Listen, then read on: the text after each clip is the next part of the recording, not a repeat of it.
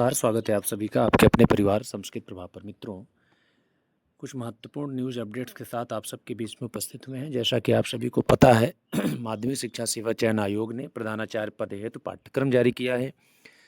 अब इस पाठ्यक्रम को देखते हुए, यानी प्रधानाचार्य के पद पर जो भर्ती आने वाली है, जो लिखित परीक्षा होनी है, इसको देख करके प्रतियोगी शिक्षकों में ऊहापोह की स्थिति है कि क्या टीजीटी पीजीटी का भी पाठ्यक्रम बदल सकता है क्या। तो इन सभी बिंदुओं पर हम बात करेंगे कि आखिर में क्या टीजीटी पीटी के पाठ्यक्रम में भी बदलाव हो सकता है अथवा नहीं, और टीजीटी पीटी की भर्ती नई कब आ रही है, इन सभी बिंदुओं पर बात करेंगे।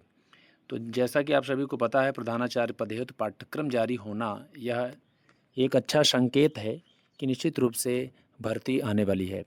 जी हाँ, सबसे पहले मुझे लगता है कि प्रधानाचार्य पद हेतु विज्ञापन जारी होना है। साथ ही साथ टीजीटी और पीजीटी का भी नया विज्ञापन जारी हो सकता है।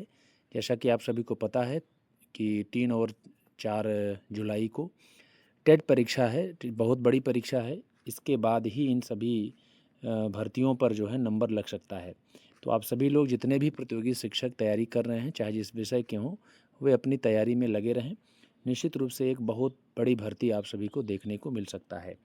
तो टीजीटी पीटी की जो नई भर्ती आएगी, उसमें पाठ्यक्रम की जो स्थिति है उसको क्या कहा जाए कि प्रधानाचार्य पद के लिए जो पाठ्यक्रम जारी हुआ है, जैसा कि आप सभी को पता है कि पहली बार प्रधानाचार्य पद हेतु, प्रधानाध्यापक और प्रधानाचार्य पद हेतु पहली बार जो है पर लिखित परीक्षा का आयोजन हो रहा है।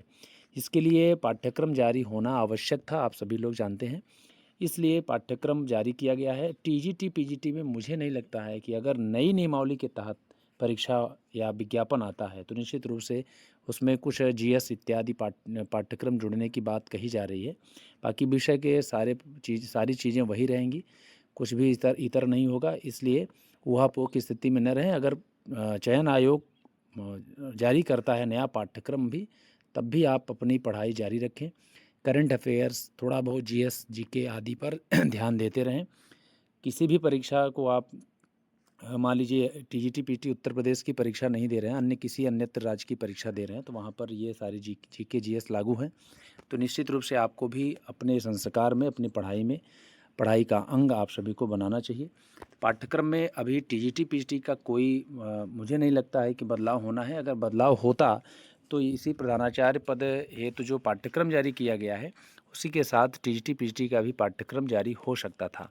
पहली बार प्रधानाचार्य प्रधानाध्यापक पद हेतु जो भर्ती आने वाली है, उस पर लिखित परीक्षा होनी है और इंटरव्यू होना है। पहले इंटरव्यू से ही मात्र जो है सिलेक्शन हो जाता था, एक्सपीरियंस, अनुभव इत्यादि के आधार पर।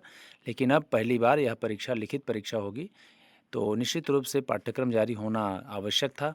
टीजीटी पीटी के लिए कोई पाठ्यक्रम में अभी कोई बदलाव की स्थिति नहीं समझ में आ रही है। लेकिन यदि नई नियमावली के तहत, नई नियमावली का तात्पर्य शिक्षा सेवा चयन आयोग का गठन हुआ था, उस समय चयन की प्रक्रिया, टीजीटी पीजीटी शिक्षकों की प्रक्रिया संबंधित उसमें 2-3 लाइन जोड़ी गई थी कि पाठ्यक्रम में जीएस को भी जोड़ा जा सकता है। तो कोई बात नहीं, आप अपनी पढ़ाई, अपने कंपटीशन का अंग बनाएं।